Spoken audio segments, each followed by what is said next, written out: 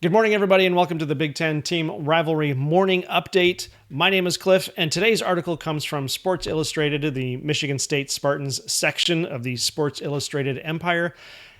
And the article is titled, Why MSU Will Beat Michigan in 2025. And I found this article interesting for a couple of reasons. One, I don't agree with the headline. But two, we spend so much time talking about Ohio State and the game, the biggest rivalry in all of sports, that we've kind of let it slide that we have this great in-state rivalry with Michigan State and that Paul Bunyan Trophy. And it hasn't been going very well for Michigan State lately, although you have to say before that it did go well, but it's not been as traumatic as the Ohio State rivalry because Michigan has more wins against Michigan State in the 21st century here than they do against Ohio State. But there's an expectation here from Carter Landis, who wrote the article, that Michigan State can beat Michigan this year. And I want to look at the article, and I also made up a little chart to go through the positions, the potential starters, to see if what he's saying actually matches up. But first, what we've got is, he says, the Michigan State Spartans are looking to make a statement in Jonathan Smith's second season in East Lansing. And of course they are, because they went 5-7 last year. They lost to Michigan 24-17. They didn't make a bowl game. Last year was very upsetting, I think, for Michigan State Spartans because the expectation was that Jonathan Smith would come in and at least get them to a bowl game. But that did not happen. So what did they end up with? Things looked promising to start Smith's tenure, but it left a sour taste in their mouth. Yeah, it didn't go as well as they had hoped. They've been hitting the transfer portal. Smith can endear himself to the Spartans by beating Michigan. That seems self-evident, but is it going to happen? And he points out Kenneth Walker here, who ran for 5 touchdowns in one of the best college football matchups of that year, and that was 2021. Yeah, I guess it could be one of the best matchups. I think the 2021 season, the best matchup was the Michigan-Ohio State game, but that's because Michigan beat Ohio State decisively and soundly for the first time in a few years. Nevertheless, Spartan fans are tired of watching the Wolverines hoist the Paul Bunyan Trophy. I'm sure they are. This year, can Smith do it? And let me glance down here. He says Michigan has lost a lot of its talent from last season. Now, if you watched our live stream the other night, we talked about the returning starters for Ohio State, Penn State, Oregon, and Michigan. And Michigan actually is in the middle there with 7 returning on offense and 7 returning on defense. They've moved up in Phil Steele's experience chart. From last year, they were down towards the bottom, if not like 2 up from the bottom, I think. And now they're more in the middle of the pack as far as experience. And they've got some big deal transfers coming in. Bryce Underwood is the most well-known, and he is looking like he is going to be great as QB1. But Carter Landis here sees that as a potential drawback. The Wolverines are breaking in a new quarterback. Bryce Underwood, the 5-star prospect, is extremely talented, but it is always difficult to make the jump to the collegiate level, no matter how talented the player. And I don't disagree with that. He's got an excellent point there. It's a big stage. You're walking into Michigan Stadium for the first time as a freshman, and there's 115,000 people there. There's people watching on TV. It's loud. It's obnoxious. It's crazy. I can understand how that would frighten a freshman if they're not ready for it. And I don't know what they do at Michigan to prepare their freshmen for that, but I can understand how that would be overwhelming and could potentially hurt their game. So he points out here that MSU could have an advantage in defense, given the lack of perimeter talent and the fact that a transfer running back is taking over. Will Justice Haynes have the same impact Kalel Mullings had last season? Again, he's not wrong, but I think he's kind of reaching, and I'll show you why once we get to the chart. The Spartans have lots of returning talent on offense, including Aiden Childs and Nick Marsh. This is true. Those are experienced players they have coming back. The game is at Spartan Stadium this season, which, it's not that far from Ann Arbor. The distance from Ann Arbor to East Lansing, I think, is about an hour and 15 minutes, maybe an hour 10, maybe not even that.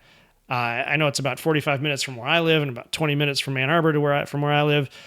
So it's not like it's an away game as such.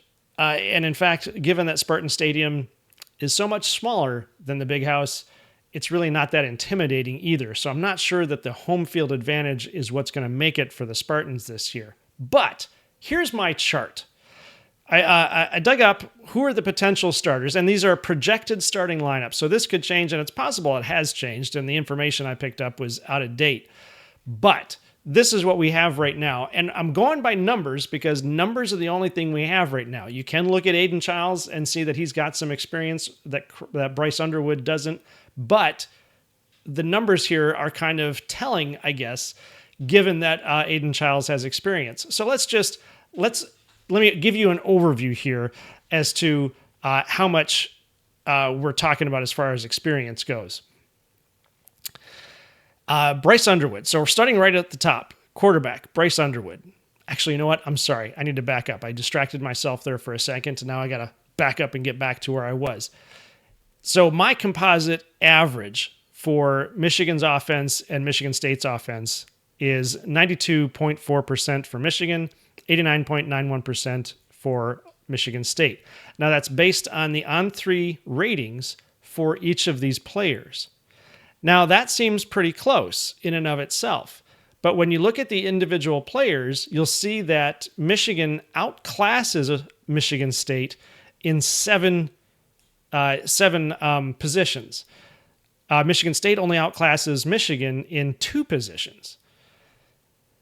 So when you look at the average, that average is really being held up on Michigan State's side by 2 players. On Michigan's side, it's being held up by 7 players. So I don't think Michigan State has an advantage over Michigan on the offense. I think Michigan outclasses Michigan State on the offense.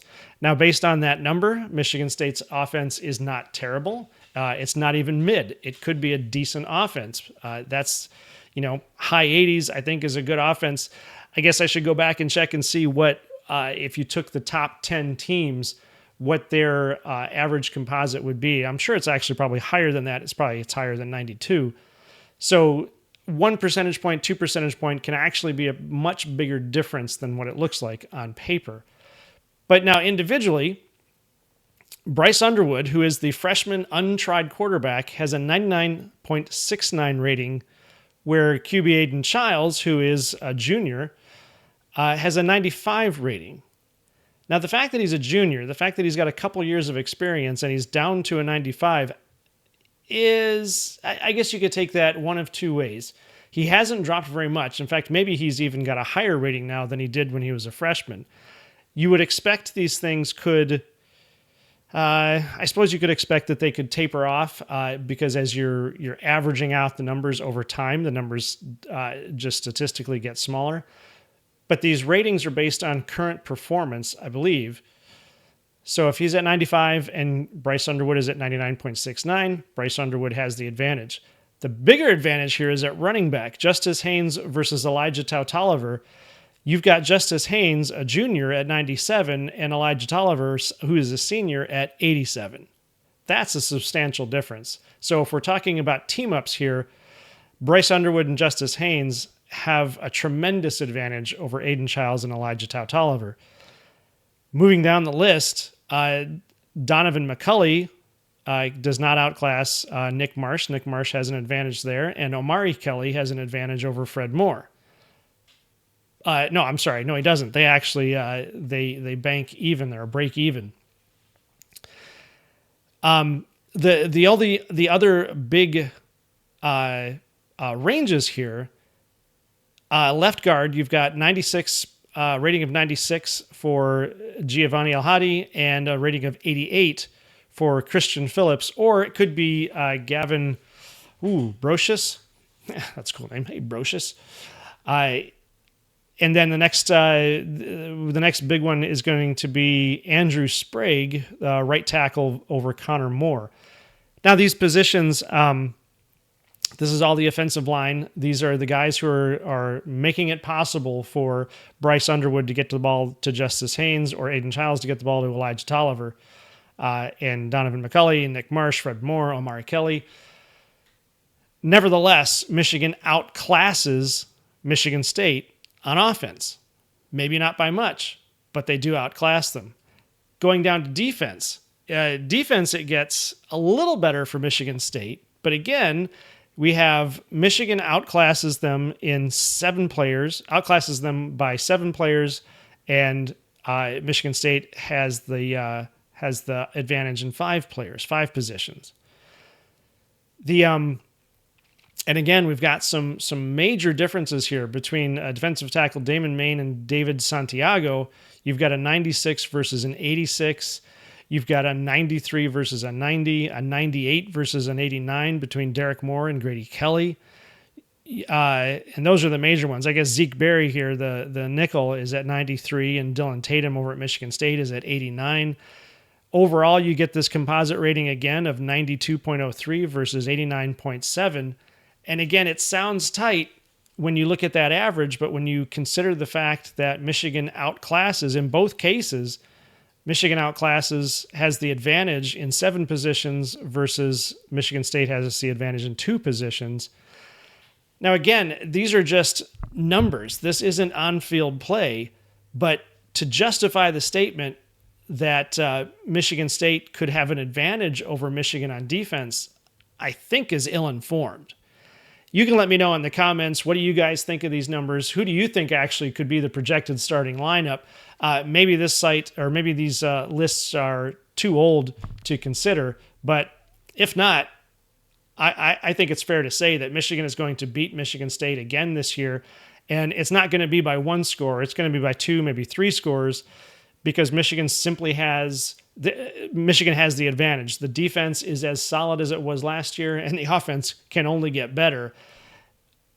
The same could be said for Michigan State if they're improving, but they had much more to do than Michigan did this year. So that's what I've got for you this morning. Have a great day, and look out for the next video. Talk to you guys soon.